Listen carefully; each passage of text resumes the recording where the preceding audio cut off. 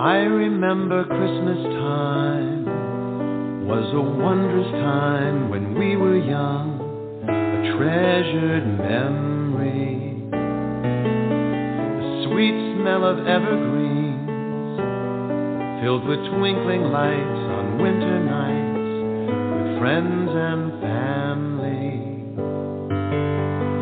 And when I go back to that place in a dream that's so sublime, I see the smiles on every face, and I remember Christmas time. Carols sing of Christmas cheer, of the joy and hope and love we hear in children's voices. And someone sings the Christmas song as I pass under the mistletoe with chestnuts roasting.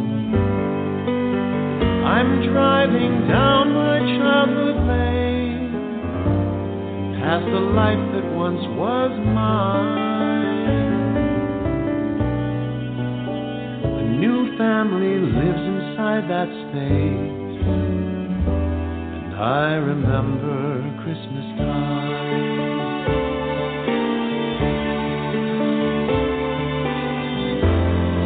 Good night, good life, present becomes the past. Good friends, great wine, memories are made to last.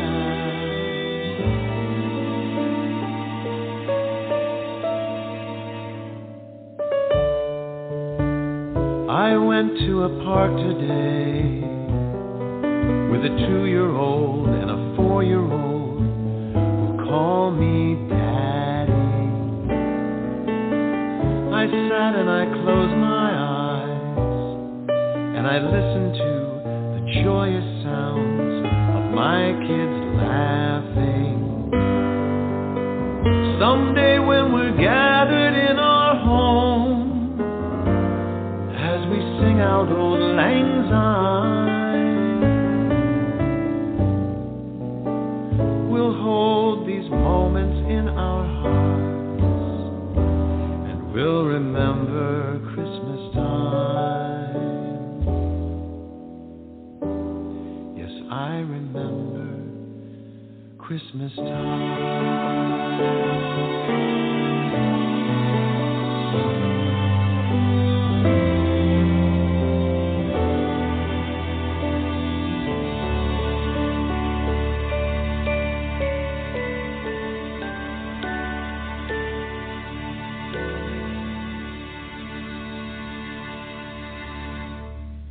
Welcome to Big Blend Radio with Nancy and Lisa. You just heard I Remember Christmastime, and that was by singer-songwriter and entertainer Steve March-Torme, and I encourage you to go to his website, stevemarchtorme.com. You may remember the name Torme, even March, and we're very excited. You know, Steve is the son of legendary singer-songwriter Mel Torme and also the stepson of actor and comedian Hal March, and Steve is an incredible talent on his own, as you just heard. So welcome, Steve. How are you doing?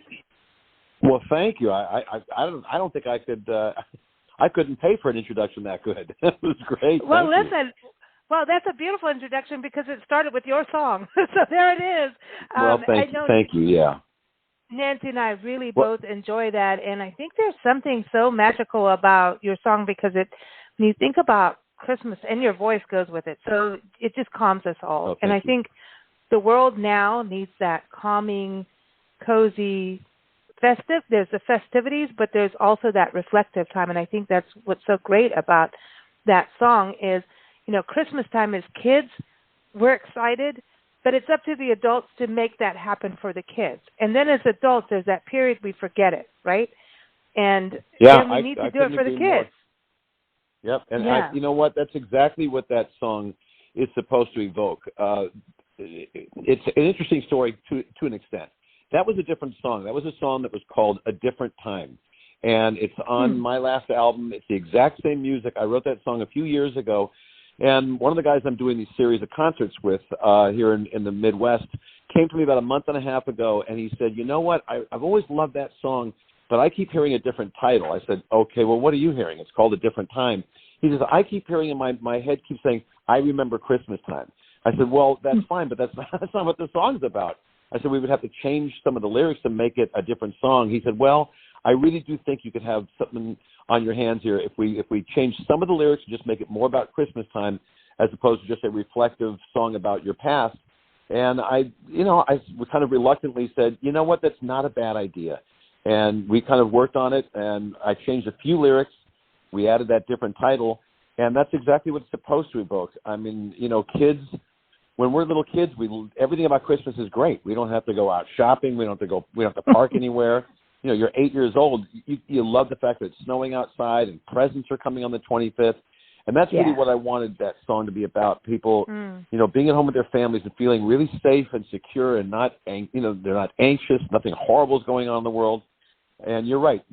I think that song it's good for the times. I mean, it's just soothing, and it makes you feel like, I remember what that was like. I remember what it was like being with my mom and dad on Christmas. So thank you for the nice words. I appreciate it. Without the politics. Like, I think that's part of the thing, too. We've got to stop it. And, we can't make Christmas be an argument. You know what I mean? I'm just saying this is what's so beautiful about the song to me is, like, it is reminding people of that joyous spirit. No matter what your religious belief is, it is about coming together as a family. And if you've got snow, cool. If you're in Florida and you have flamingos dressed in a garland, cool. But it's about the kids having that moment, and hopefully we don't destroy that with family drama over politics.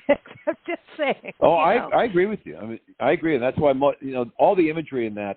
There's really no religion at all in that song. It's just about Christmas trees and how pretty they look, and hearing the Christmas song and passing underneath the mistletoe. It's a pretty corny, right down the middle of the road family song, and it's exactly what I wanted it to be. So it's been really lovely that we introduced this song on Thanksgiving, which is just over 2 weeks behind us. And it was on a station that I work on in Wisconsin called 91.1 The Avenue. We introduced the song on Thanksgiving. Today is December 12th. And that we're recording. It's airing, everyone, for our folks. It's on the 18th that we're airing it. Yeah. But that's gotcha. Cool. All right. Well, sorry about that. Well, one of these days it was December 12th. So in that time, we have 32 stations and outlets that have picked up this song. And you being in radio or doing anything like this, it's impossible to get any song on the radio at any time, especially if you're an independent artist. You can't just call up stations and say, oh, I wrote a song, will you play it? They'll hang up on you. They go, no, that's not how it works. Well, this one, it's working. 32 stations, because I think they hear the same thing you hear. They just say, you know what? This is a lovely time for this song, and it doesn't hurt that I have a famous last name, and at least I can call up and say, hi, I'm Steve March-Torme. I'm Mel's son. I wrote this song 76 years after my dad wrote the Christmas song. So there's a story that goes with it, which is nice. And you put chestnuts in it, too. You put chestnuts in there. Oh, that's my lyrical homage to Dad is, with chestnuts roasting, and the musical homage is the last 6 notes you hear on the glockenspiel at the very end that goes dun dun dun dun dun dun dun dun dun. Well, that is chestnuts roasting on an open fire. Right. I just thought I'd throw that in and see if anybody would notice it. So nice to honor Dad too. That's my favorite. That was my favorite Christmas song. Me too. A lot of people. But see, I like that because whether or not you're religious, Christmas time is a time to set all the garbage aside and get back to being people. No argument here. I mean, this country wasn't nearly this politicized even 20 years ago. Yeah. And it's unfortunate. There are families that have broken up over the last 6 years over arguments at the dinner table, and it's just unfortunate. Hopefully we kind of calm down at some point and say, you know what, life is short. It comes and goes real fast. Let's not spend it being angry. Well, that's my opinion. Yeah, and then, there are factions that want people to divide, and I know better. We've lived in Africa, in several different African countries, and I know better. We know better that united you stand, divided you fall. And people There's no question. People who try to divide you are not working in your best interest, ever. No, they're not. No. Yeah. I just say, go get a hobby.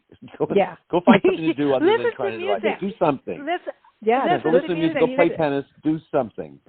Get the I'm with you. Yeah, it's like it's like, to me, it's when you hear music, it always is something or takes you back to a place, and that's, a nostalgic song. I remember Christmas time, and it's like, hello, let's get that feeling back. And, just even your music, though, I just want to touch on this, because people think Mel Torme, I think, as a kid growing up, like Nancy was saying, I was in South Africa, and, she raised me out there, and, we got a little bit of TV, and I always knew Mel Torme came into my life, I think it was in England when we lived in England, and chestnuts roasting on open fire. And but I that would make sense. Mel Torme came into my life through Night Court, the TV show. Because Harry the Judge always was into Mel Torme, and I'm like, okay, who's Mel Torme? What is going on with Mel Torme? And then it's like open, I was a kid. I mean, this was many years ago, but it really opened up to this, wow, listen to this music. This is very cool. And it's really interesting to hear you go on your sound, which you have an incredible voice, but as a musician, obviously singer-songwriter too, but your music ability is, as a musician, playing like the key. I watched a YouTube video of you performing Lady Madonna, and I was like, holy crap, look at this Lady Madonna. No, I was watching what you were doing on the keys, and I was like, no way. So, I mean, you're very versatile. And so was this, I mean, obviously your dad, and then you've got Hal also in your life, just performing, acting. So you've got that whole thing in your life, but, some kids will go, I'm not going to be like my parents, run the other side, or I'll be a little bit, but also having to find your niche. But I really want to make that statement. It's like, are your own. You know what I mean? That's very nice. Well, that's very nice. Yeah, because I obviously get those questions anytime I'm doing an interview. I'm often asked, what's it like growing up being Mel's son and the people you might have met? How did he influence you? And I said, well, I didn't grow up with Mel Torme. My folks were divorced when I was 2 years old. I grew up with Hal, so I think it was an advantage for me. I mean, I love both my dads, but I really do think that if I had grown up in the same house with my dad, Mel, I would have been too influenced by the sound of his voice. I would have sung probably more of the way he sings, because you do that. And if you live in Alabama for 10 years and you come from Canada, after 10 years you'll have a Southern accent. You can't help it. You're gonna assimilate. So I just got lucky that I got some genes passed down from my dad. I, like a billion other kids, my introduction into opening my eyes and saying, I really do feel that I'm going to be a professional musician, it's what I want to do, is when I first heard the Beatles. We all saw them on TV, and it was like, oh my gosh, this isn't Elvis, and this isn't Jerry Lee Lewis. This is completely different. And I want to wear my hair like that. Of course, all the parents said, you're not wearing your hair like that. And then you go back and you look at those early Beatles album covers. Their hair wasn't long. It just wasn't a crew cut. Yeah. So it was pretty interesting. But you're right. It's nice to be able to at least found my own voice. That's important to me. Yeah, and you're writing too. I mean, it's fantastic. Oh, thanks. And you're touring right now, right? You're on the road, and we're in the middle. No, you're out there. Yep, we're in the middle of a 10-concert tour right now, a show called For Kids from 1 to 92, which, of course, is a line from the Christmas song. And it's a good show. It's one of the best shows I've ever been a part of. And we've done 5 concerts now, and standing ovation at the end of each one. And people say, it's the best Christmas concert I've seen. And it's because it's really diversified. It's not 2 hours of, Noel or, Winter Wonderland. You say, well, that was good, but it was all the same. This is all over the board. It's complete. Almost every single song is different from the last one in its instrumentation, in who's performing it. And we also have fun on stage. We really do like each other. It's fun working with this bunch of musicians. So thanks for mentioning that. Yeah. Christmas needs that, because I think so. I understand tradition, but you got to put a twist in there sometimes. You can't. Yeah. Got to brighten it, freshen it up. You know? You got to carry the torch, but also be your own. Like I think whether it's just one song, right? You carry a torch somewhere as a musician or an entertainer or an actor. Like we have to remember our past because that's how we got where we are. But you've got to be your own, but carry that torch in some way. And like I'm just saying, it could just be one song. It could be one line in a song. It's about remembering the past in some way. I agree. I agree. And, our hope is that by this year, if this song gets traction like we think it's going to, because we really do believe we've got something on our hands here in this tune, by next year, hopefully it becomes a perennial. And people will be playing this song every Christmas saying, oh, yes, I know that song by Steve March-Torme, I Remember Christmastime. Even though, from an ego standpoint, I'd love to have the hit with it. I'd love people to hear my version and say, gosh, I didn't know this guy could sing, and I like this, but it would be nice to get someone to cover this tune. Somebody who has sold lots of records. And the person I want to get it to, I don't know if he'll sing it or not, but I want Vince Gill to do this song. He would be nice. Yeah. He's got a gorgeous voice. He's got a beautiful high voice. And he brings in a whole nother, a whole nother demographic of people that follow him that are country fans. And this song really is, again, right down the middle of the alley. It's so family-oriented, and that's a big part of the country audience. He would sing it really well and probably orchestrate it a little bit differently, but someone like that. I tried to get this to Michael Buble. Now, I don't necessarily think Michael Buble is the right person to sing this, but it couldn't hurt to at least have him hear it if he wanted to. He sells a lot of records. They wouldn't even listen to it. His management I'll call him now, said, thanks so much for sending the song. We have to pass because we don't take any unsolicited material, and Michael has a very, very strict publishing deal. And I thanked him. I wrote back in the email and said, well, I appreciate that. Thanks for getting back to me. And afterwards I thought to myself, I bet if Mel Torme sent Michael Buble a song, he'd listen to it. But that's life. But, I think it is what it is. It's so hard for people breaking into the art field, whether it's paintings or music or acting or whatever. It's so hard. And on the one hand, you either have the dedication and the chops to withstand it. But I do think there's a lot of times that great talent doesn't get out there because it's become so hard. And I don't know why it needs to be that way. Well, you got a lot of competition. You have many, many, many, many more people that think they should be recording stars than you did even 30 years ago. Anybody who's got a guitar and knows 3 chords goes in their bedroom and records and thinks that they should be the next Mumford and Sons or the next whoever it is. Well, it's true. I'm not here to put down anybody else's music, but a lot of Americana music is really a guitar and a couple of chords and people are singing, and not everybody can, and not everyone's going to get fortunate. Not everyone's going to be lucky. There are amazing musicians out there you're never going to hear about, ever, because they didn't get a break or they were in the wrong place, and who knows. So that's one of the reasons. The other is that it's pretty corporate run. Unless you're working for a nonprofit radio station, they tell you basically which ones to play, and to break into that, it's such a hard business. When I've been asked by people, what advice would you give somebody who wants to go into the business? I'd say my advice would be don't. That's now, if you want to do it, but I say if you want to do it and you are creative and you're not expecting to be a star, then absolutely do it, and do it your whole life. And maybe you might get a break, and who knows, you might make a good living at it. If you really love singing or performing or painting or doing sculpture or doing dance, absolutely do it. Do it for as long as you can. But understand you really have thick skin, because most of it is going to be disappointment. It's really difficult. You're going to be told no a lot more than you're going to be told a yes. So that's all. And when you're creative too, you're wearing your heart on your sleeve. Yeah, really, you are. I'm with you. And it's really hard. I mean, I know with us, we do, our podcast, the radio show, podcast, both, and then we're running our magazines, and so you get into a creative mode. And then you have to switch brain and do business. And then you have to switch brain and do marketing. So sales and marketing go hand in hand, but it's also still 2 different little babies, or beasts, if you will. Yep. And so you have to be able to switch and change and use both sides of your brain and do it well. And they have to, you know, we talk about gender fluidity. I think we have to have brain fluidity to be able to do it. And the days of I'm just going to be the, you know, artist in my creative zone all the time. If you want it to be big, then once in a blue moon that really works. And you have to have all those connections and everything, but it's really, and even if you want to be in that creative zone and you have the people that make it all happen, if you are not smart about what's going on, it's still your business.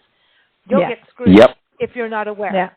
And that's I agree with all of that. It's tough. It's really, really tough. And you want to try and surround yourself with people that can help you in those different areas, because not everybody knows how to do this business-wise. Not everybody knows how to arrange music. So you want to get a good arranger.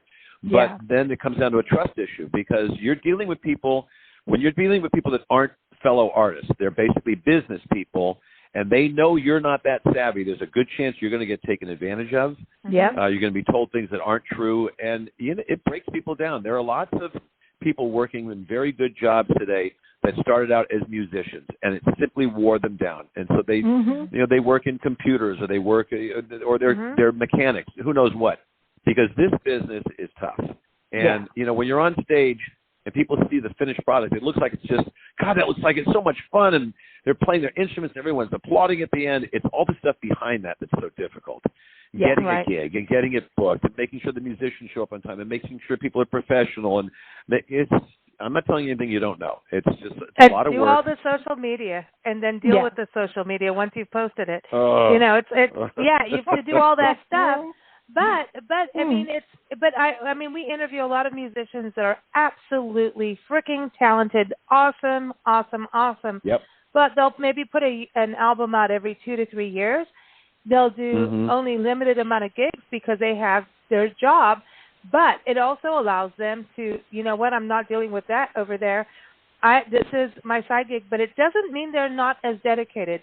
It means they found their balance of how they want to do it. And if they're raising kids, you know, a family, you know, it's different. And I know you have a family, you know, all of that. It's you either got it going early or you've got it. It is hard. And I think your family has to know this is the struggle, and you're all in it together. I mean, Nancy and I were a mother-daughter team. We're all in it together, and it's not easy. And sometimes we sit down, say a really good choice few words about all of it, and it's really quiet. And everybody would go, "Girls, I didn't know you could say that." Yes, you can. Yes, we can. And then we'll take a really good glass of wine or maybe a little strong eggnog, and then we'll move on. You know, but we have dogs and cats in our lives, so we're happy. But you've got to find your balance, because you cannot allow your passion and your soul of what you love to go down with the man. You know, this is your baby, and so don't burn it out. Don't let your candle burn out on what is joyous, you know? Yeah. I agree with you completely. And again, both my daughters are in the arts, and they both can sing, and one of them is a good dancer. Oh. And I said, you know, if you never get anywhere past community theater, that's fine. Enjoy it. Just really enjoy. Just there's great responsibility and satisfaction in rehearsing something, presenting it, and getting any kind of feedback. Because unfortunately, we have to. We don't work at Office Max selling envelopes. I mean, the way we make our living is feedback from people sitting in seats, you know, listening to what we're doing. I said, and if it never gets past just a very small audience, there's nothing wrong with that, period. Just enjoy what you're doing, because you're not going to be able to do it your whole life. Dancers can't dance into their 50s. It's not going to happen. And, you know, if you don't take care of your voice and your instruments, it's hard to do this. But satisfaction is pretty cool. I mean, last night is, like I said, the 5th of 5 concerts, all standing ovations, and it's not accolades. I don't really care about that. I just want people to say afterwards, we really had a wonderful time at your show. That's what I care about. Even if they don't applaud at all, I just wanted to say, you know what? It was, my husband actually had a tear in his eyes. I haven't seen that since we got married. The show affected us. Then I know I'm contributing something. You know, it's important. And you can feel it, right? When you're performing, you can feel it. Oh, absolutely. Like what we're doing now. If we were in the same room, we could feel a different energy and a better energy than, you know, being, you know, like COVID ever doing live streams, which is great. I'm all for it. It's cool. It saved everybody's sanity. But a live show, a couple of weeks ago, we finally got to see a live show from one of our favorite bands and that have been on our shows for years. We finally got to see them in Lake Worth, Florida. The Cravens, I got to give them a shout out. And it was, I mean, so much fun. It was righteous. It was righteous. It's electric. It's electric. There's no drug on earth that replaces music. Yeah. There's nothing that replaces that. And live performances, period. Just live performances. God. Even if you go see a dramatic play and you just see people on a stage 20 feet from you, you know, performing their craft, there's nothing like it. It really is magical. And you're right. Have you doing done virtual theater? stuff. Have you done theater? I've done some. Voice. I did more TV than I did theater. And I should have done more theater, and I still could. But I think theater is a great, great challenge because once you do a movie or a television show and you watch it, every single time you watch it, it's going to be exactly the same. Every single time. You've already done it. But theater, every single performance is different in some way. And live theater is the best. Live performance is the best, my opinion. Yeah, it is. I agree. And have you ever recorded a live album? Haven't done that yet. No, that's not true. Torme Sings Torme is a DVD CD, and the CD part of it was it's direct, it's live. We didn't we didn't overdub anything, we didn't multi-track it. It was live. Now, I wouldn't mind doing a live album. I want to do a live symphony album, but they're so expensive because the orchestra, they're all union. You can't just say, hey, can you come in here and play these songs? We'll pay you a couple of bucks. It all has to be union, and a 60-piece orchestra. It's a fortune. So, we will. At some point, I'll do a live album. That'll hey, look, ABBA's back on tour. They basically had to have an orchestra to keep them going, right? Oh my gosh. I mean, I know I keep talking about this on every show with musicians because I always was like, how much went into their albums, and then how did they do it on stage? And guitarist Pat McCannis was on the show, and he goes, "You've got to realize they hired musicians to replicate what they did in the studio, so that was a good thing. That was a positive thing, for musicians. But I think like if you listen to, what we just played, I Remember Christmastime, that's a song that could be in a play. I see it clearly. I could see, I mean, it just feels like you're in somebody's living room and you feel like you're with a friend listening to it. It just, you do see chestnuts roasting on the open fire at the same time, but two completely different songs. That feeling. It's a story. It's a story. It's good. It is supposed to be imagery, and you are supposed to. Yeah, I can see. I remember that. I remember evergreens with lights twinkling in them. I remember that. I remember what it was like hearing kids singing carols outside. So I take that as the highest compliment. I appreciate that. I think, and we need that. We need that because I don't know. Somehow over the last 4, 5, 6 years, people are all up. It went crazy. Let's just put it that way. Well, I'm not going to name names here, but I'm not either. But we all know who we're talking about. Let's just say, go away, Mister. Go away. Let's just have some good music. Let's just have some good music. That's not somebody you want in your stocking, for sure. No, let's just have good music, and I want marshmallows. I know we need to go back to. No, but we need to go back to who we are as Americans, and it sure wasn't that back then. But it's not just this country. I'm sorry, it's not just this country. It's just global, and No, I don't know about Christmas global, time. I remember growing up in Africa. Christmas time was so different. Yeah, and but it was still cool. So it's so interesting when you listen to a song like this. I Remember Christmas Time. You do sit and reflect on your Christmas times, and mine is not evergreen. Mine is thorn trees made into Christmas trees. Hey, planted in sand in Kenya. When we lived in Kenya as kids, they would take a thorn tree. It's like an acacia tree, and they would decorate it. And I remember one friend, they had like this section of their living room cornered off, and they really did plant this thorn tree in there, and they put sand all around, and it was magical. It's hot. But the equator, it is hot.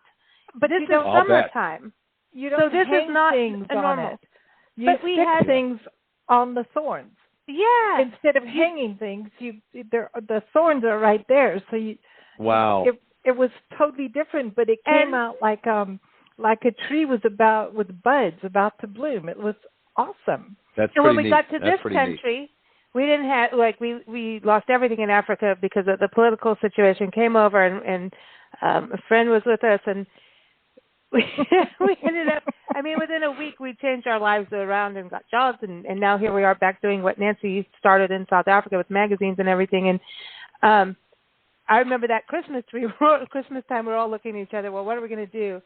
I think it was 19 at the time, and the next door neighbor, and we were living on the Indian River in Florida, and so it's summertime again, so now I felt at home, and the next door neighbor had cut the top of one of their fir trees down, or pine trees or something, and so my friend went and got it. They're like, we don't care.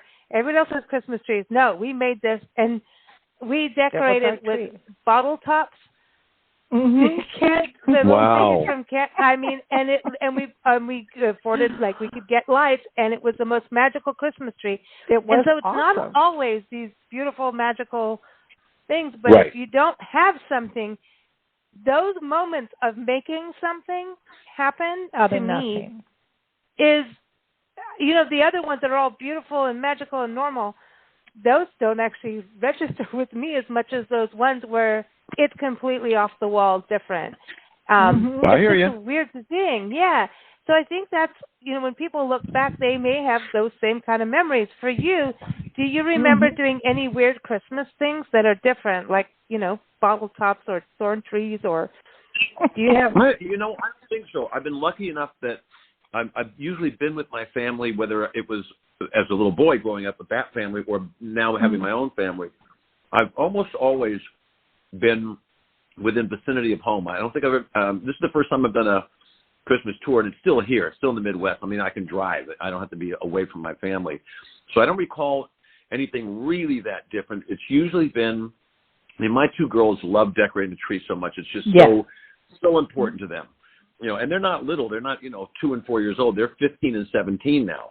Yeah, but it's still really important for them that the four of us do this, that we take out the same ornaments that they've seen for the last 12 years. And, this one's mine. I remember this one. And it's just a nice tradition. And I don't really recall anyone that's really been that different for me. It's just been a nice continuation from my childhood.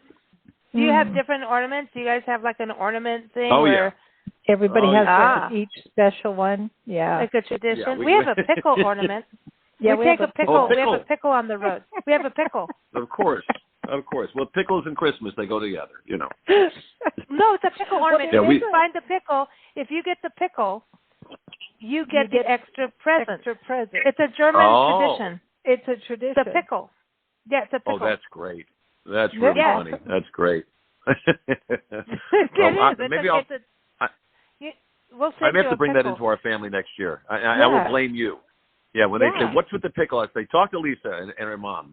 Don't blame me. It's their idea. Get the pickle. It's a pickle ornament. It's a German tradition that if you find the pickle, it's kind of like, you get an extra present.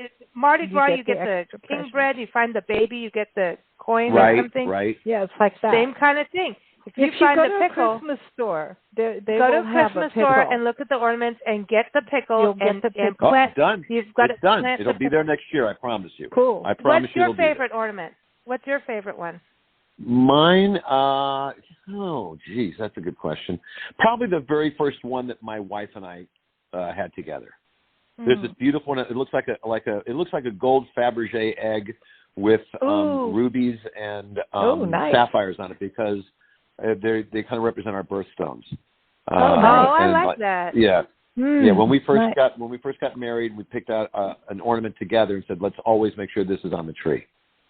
So I think that's probably my favorite one. Nice. Oh, that's pretty awesome. Nice. Yeah, pretty nice. That is so awesome. Let me ask you I like it. How big and important is Dave Matthews back in South Africa? You know what? We left. He was here already. You were gone. So, we got here when he hit it big here. So we got here in around 93, 94. And we I graduated in 90. Like everybody, don't look at my age now. But because I think he was out of Virginia when we got here, and we were in Florida. And I remember his first album came out. It was the same time Alanis Morissette, Joan Osborne, Pearl Jam, all of them. Even I think Nirvana were out a little bit earlier. And that's what, when we got to this country, that's what was going on. And I was like, Dave Matthews from South Africa, you know. But our big deal in South Africa was Johnny Clegg. Yeah. And also, Colfax. Oh, gosh. God, how can I forget his name right now? It'll come to you. Sugarman. Rodriguez. Carl Rodriguez. Yeah, Rodriguez. So Rodriguez was like our Bob Dylan growing up. Yeah. Like he, in the 70s, 80s, 90s, you know, we all listened to Sugarman. And when we got over here, nobody knew who he was. And I had a hard time getting the music back and getting that album even. And then here it is, like, 10 years ago, somebody did a documentary and found him in Chicago or something, and here it's like this new guy, and I'm like, oh my God, we finally get to see who Sugarman is, and he went to South Africa, and it went crazy. But so have you toured with Dave Matthews? Do you listen to his music? No, I only asked because he's one of the artists I know from that area, you know, I know of, and because I do radio here, and I host, I'm on more radio than I care to be. I do a lot of research on a lot of the different artists when I'm doing my show. Yeah. So that's all. Cool. And we play awesome. some Dave Matthews stuff. Yeah, Dave Matthews is great. He's great. Yeah. He is awesome. But it was so funny because he got to this country before us.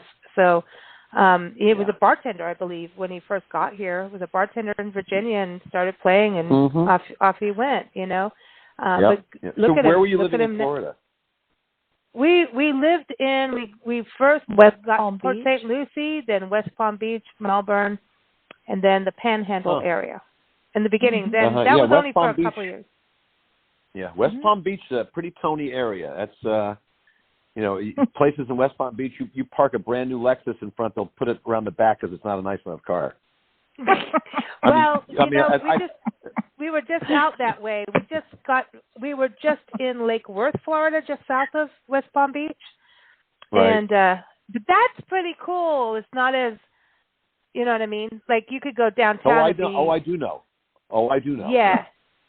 Lake Worth was cool. Yes, West Palm Beach and Boca Raton and bloody hell. I was supposed to, bloody hell. I wasn't supposed to. I got offered to do a concert in Boca this past weekend. There's a guy down there. He said, somebody who's supposed to do the concert can't do it. Will you come down and do it? I said, well, I'd love to, but I'm going to be on stage in Wisconsin where it's going to be 1 degree. So unfortunately, it would have been nice to be in Boca over the weekend with, 80 degrees, but it couldn't work out. But beautiful area. I've played a lot of Florida, and I wouldn't live there given the choice, but I don't mind going down there and performing. Too hot. And it's beautiful. Where we were, there were iguanas walking around. That was cool. It was crazy. We're walking a dog, and there's an iguana, and we're like, look, the dog is smaller than the iguana. The dog wants to chase the iguana. The iguana is like, look at me, man. I'm like a dragon. It was cool. But it was cool to be back in Florida. We travel full time, so we're all over the place. But like you've traveled all over and you've traveled the world. Like, where is a place that you would like to perform live that you haven't been to yet? Boy, that's a great question. Probably Germany and France, probably. I mean, you better I've take the pickle Hawaii. ornament. You got to take the pickle. Oh, absolutely. The pickle. Hawaii is my favorite place on the planet, and I have performed there, so I can't count that. So places that I haven't, I probably somewhere in Europe, maybe Sweden or Norway, the beautiful that area of the world, and it's gorgeous there. And I haven't been to Norway, and I haven't been to Sweden. I don't know. I haven't really thought about it. I've been lucky enough to play in all these different places. Wherever the next plane trip takes me. So hopefully it'll be over in Europe. Cool. Well, okay, so songwriting-wise, do you kind of lock yourself in a way, or does it just come and you write it down? Like, I have a motive for this question because I'm going to go circle around back to Hawaii for this. So, because it's really What's my method for writing? Yeah. Well, it's usually melody first. If I sit down and I'm playing around with a guitar or a piano, I'm usually hearing a melody first. And I will spend locked away in my office as long as I have to, working on the melody first. But sometimes there's a lyrical idea that comes to me, and the two are in lockstep. I can do them at the same time. My big thing with lyrics is I really try not to settle for obvious rhymes. And they make me nuts. I don't want to write songs and say, you know, I thought about you, girl, because I'm in a don't make the girl trip in the woods with the high heels on. No. You know, I'm feeling all right. I want to see you another night. I don't want to go for obvious rhymes. So I try to write stuff that keeps me interested. I can send you some stuff, or you can actually go online and look at some of the tunes I've written, and hopefully you see, well, the guy actually has a vocabulary. He can write some lyrics. Yeah, I think that I know you do, and that's to me. I like that. Songwriting is such a cool. It's such a weird thing, writing songs versus performing. You know, there's the energy of performing, and then also putting out your new stuff out there. Like that's always the you know, and I can only imagine, you know, being Mel Torme's son, how much. I mean, and also comedians. Like comedians know how to bomb and how to deliver at the same time. You're gonna have to know how to bomb, right? And it's like, damn it. And musicians bomb too. No one talks about musicians bombing. Only comedians do, but musicians bomb all the time too. You know, It happens. I don't think I've ever bombed, but I have been in front of some small audiences where you're like, wow, this is gonna be a long night. Yeah, oh boy. It's not really about the musicians and their talent. Sometimes we've been in a lot of small towns, and seriously, sometimes it's really about the town and the mentality. Sure. It is. Yeah. And when what connects with them. And you can feel it when you walk on the stage. You already know before you even start. Because they sit with their arms, the first sign, they're all sitting with their arms out of town. Crossed.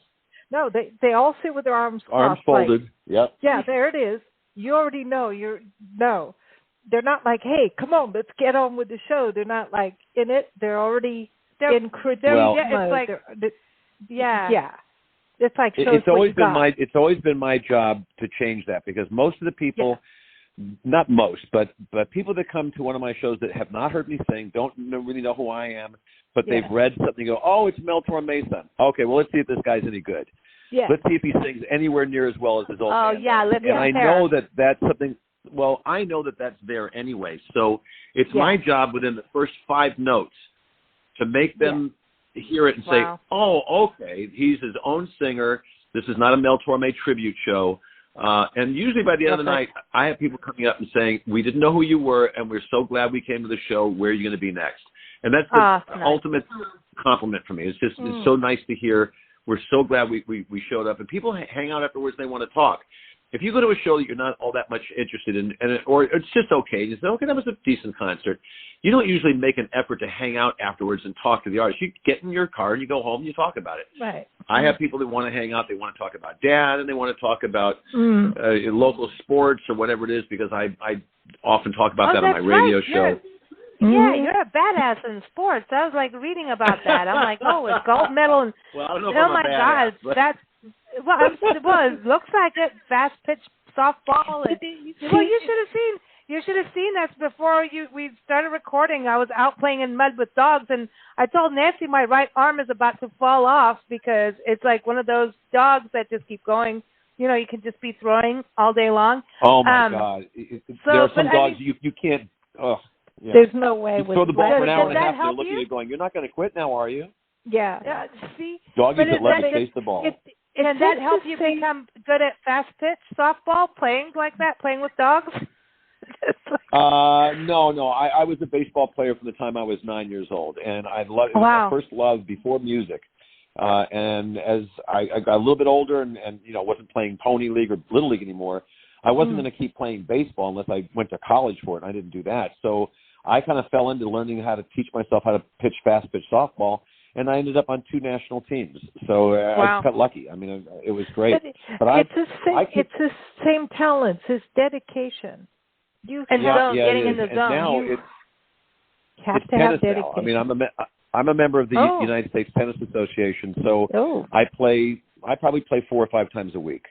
That's my exercise. I'm done going to a gym and lifting weights and doing that. It's just, it's not as much fun. I'm like a dog. I want to go chase the ball. Yes, that's what I do. I play with dogs and walk. But okay, so this is interesting. Do you feel like going through, like Nancy said, it's kind of the same thing in certain ways, you know, the passion, the dedication that you get into it. Do you feel like when you're on stage, when you're songwriting, and then you're in the sports mode and competing, there's a focus and you zone out. And I think that's partly, a lot of times, that's the thing you need to be able to get to the next level in what your passions are, is to be able to have that zone. But music, sports, all of that kind of, you will not make it like at all if you don't get in the zone. You can't.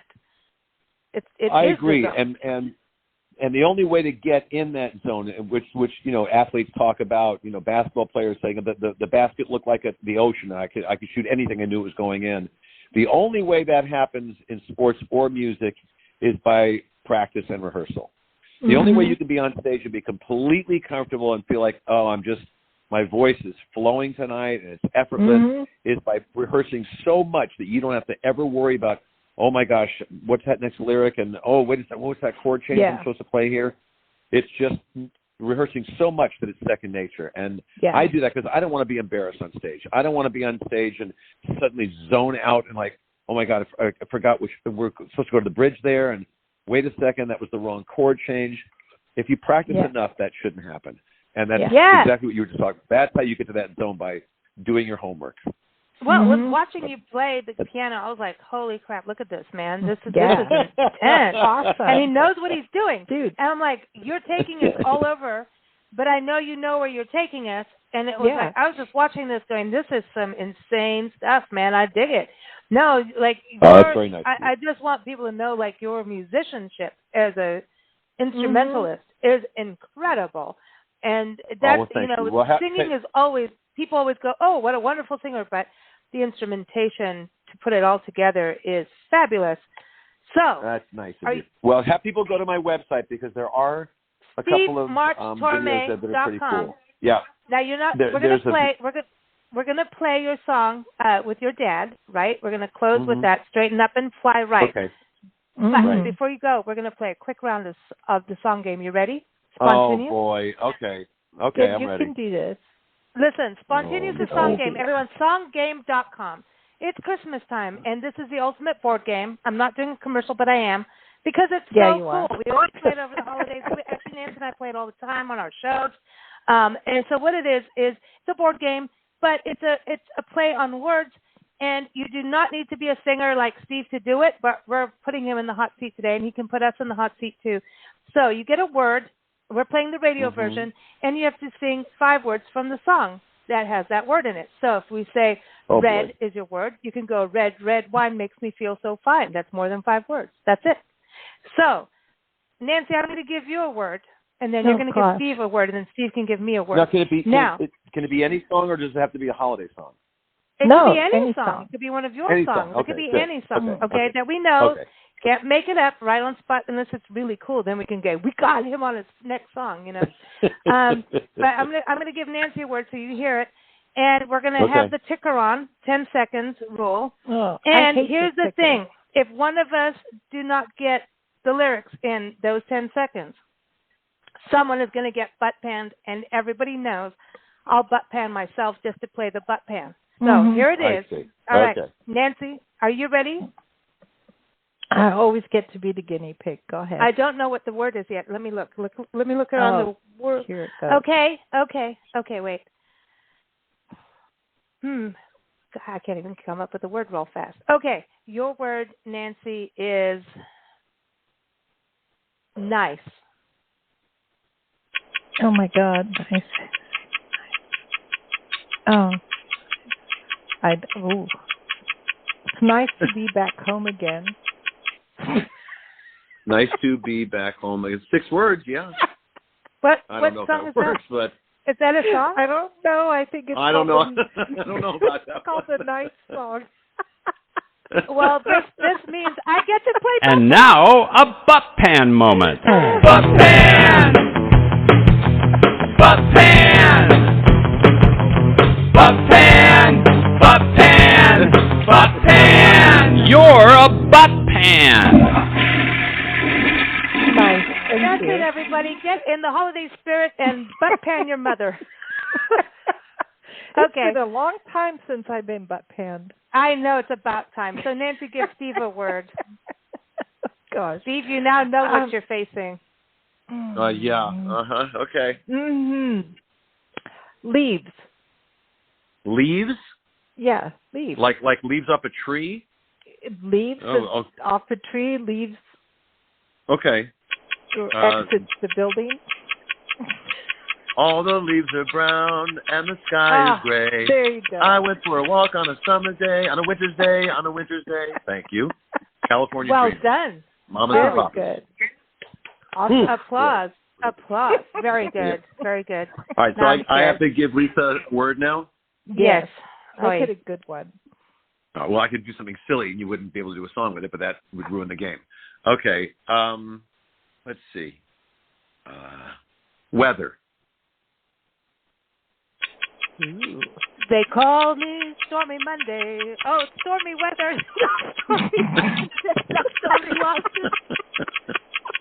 Oh, my gosh. Oh, boy. You get to butt pan yourself. And now, a butt pan moment. Butt pan! I thought I was Butt pan! Butt pan! Butt pan! Butt pan! You're a butt pan! It is very rare that I butt pan myself, but I got butt panned. Is it? Wow. I totally, as soon as you said weather, Stormy weather. Stormy weather, but I was thinking Stormy Monday. T-Bone Walker, man. Weather. I was like, Stormy Monday. They call me Stormy Monday. And I was like, that's not the song. It's all right. It's the holidays, so we can all go have some eggnog now and have a good time. But we're going to close off with this next song. This is beautiful. Straighten Up and Fly Right. Yes, I think this I is love this like, song. you know, we're talking about the music industry and going for your dream. And, you know, it's about really doing it and being honest with yourself, this song. I love this, and it's a duet with your dad. When did you record this? How did this happen? We got lucky on this. This was an album that my first kind of big band jazz album, and I asked my dad if he would do a duet with me, and he said, yeah. I said, well, great. And, because it's hard to find a song for two men to sing. Most duets are with a man and a woman. And I think I'm the one that came up with it. I said, you know what would work? Straighten Up and Fly Right would work, because they got that lyric, cool down, Papa, don't you blow your top. And I said, if we can do like a little scat thing in the middle of it. So we literally did this live in the studio. We did 2 takes, and he heard the second one. He said, sounds good to me. Let's go have lunch. And that was it. And I got very lucky that we got it, because he had his stroke not much longer after we recorded that, and he never sang again. So I was just thankful that he said, yes, we'll do this. And now I've got it forever. I mean, I have this version. Yeah.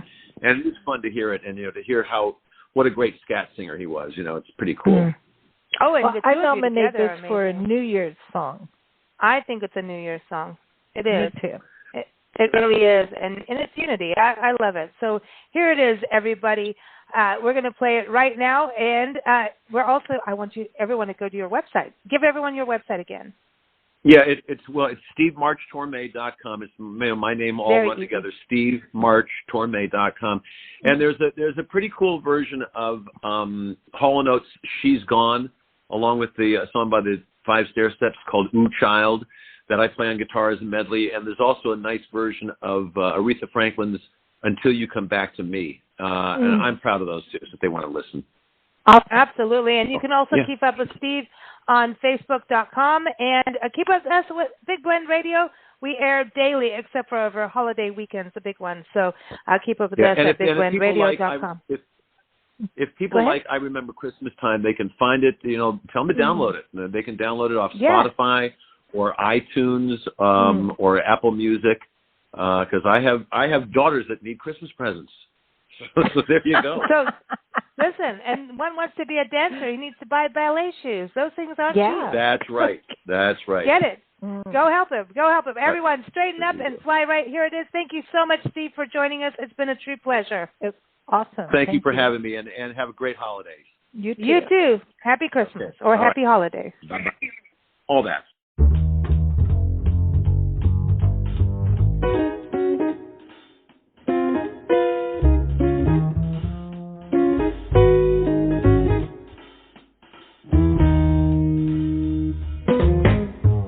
buzzer took a monkey for a ride in the air. The monkey thought that everything was on the square. The buzzer tried to throw the monkey off of his back, but the monkey grabbed his neck and said, now listen, Jack. Straighten up and fly right.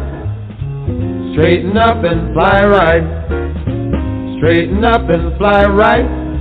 Cool down, Papa, don't you blow your top. Ain't no use in diving.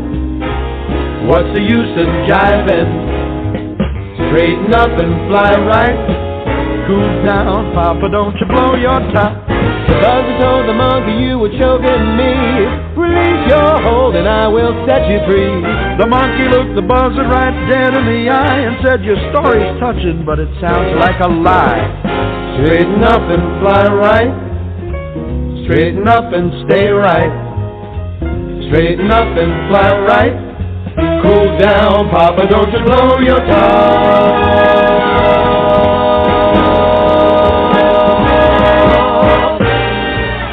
Ba-da, baby-doo-doo-doo-doo-do, shabba-doo-ba-dee-doo-doo.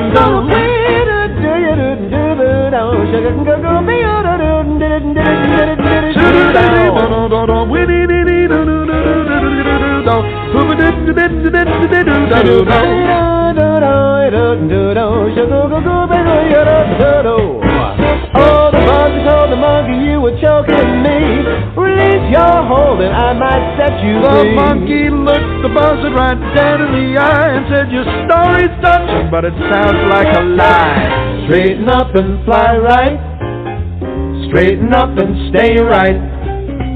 Straighten up and fly right. Cool down, Papa, don't you blow your top. Ain't no use in diving. What's the use in jiving? Straighten up and fly right. Cool down, Papa, don't you blow your top.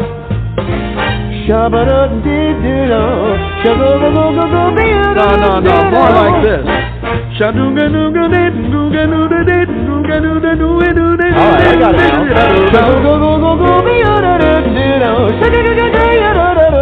now you're getting it.